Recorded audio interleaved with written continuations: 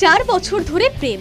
এবার মনের মানুষ মাইকেল পোলান্সকির সঙ্গে আংটি বদল পর্ব সেরে ফেললেন মার্কিন যুক্তরাষ্ট্রের পপ তারকা লেডি গাগা।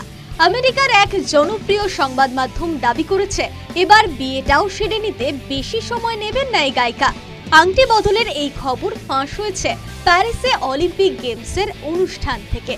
প্রেমিক পোলান্সকিকে নিয়ে এবারের অলিম্পিকের উদ্বোধনী অনুষ্ঠানে গাইতে গিয়েছিলেন লেডি গাগা।